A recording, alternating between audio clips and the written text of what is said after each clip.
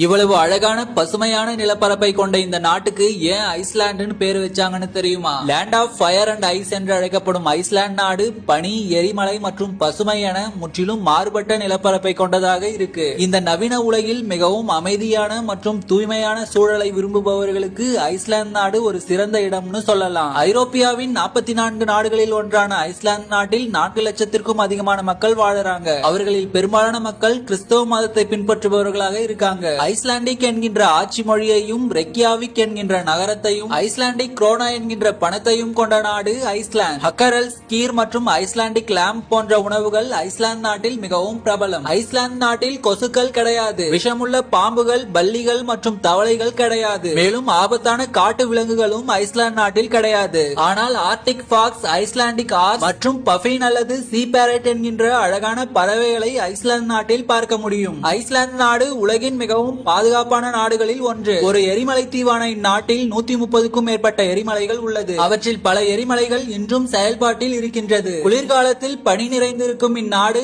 கோடை காலத்தில் நாம் எதிர்பார்ப்பதை விட மிகவும் அழகான பசுமையான புல்வெளி நிலப்பரப்புகளை கொண்டதாக இருக்கும். பல வருடங்களுக்கு முன்பு ஐஸ்லாந்து பகுதிக்கு சென்ற ஒரு மாலுமி குளிர்காலத்தில் மிகவும் மோசமான பனி நிலப்பரப்பாகவும் அதே சமயம் கோடை காலத்தில் பசுமையான புல்வெளி நிலப்பரப்பை கொண்டதாகவும் ஐஸ்லாந்து இருப்பதை கண்டு ஆச்சரியம் அடைந்தார். இந்த இடத்தை பற்றி மக்களுக்கு தெரிந்தால் அதிக மக்கள் குடியேறி விடுவார்கள் என்று நினைத்து ஐஸ்லாந்து பகுதி ஒரு முழுமையான மிகவும் மோசமான பனி நிலப்பரப்பு கொண்ட பகுதி என்று மக்களை உணர வைக்க இந்த இடத்திற்கு ஐஸ்லாந்து என்று பெயர் வைத்தனர்.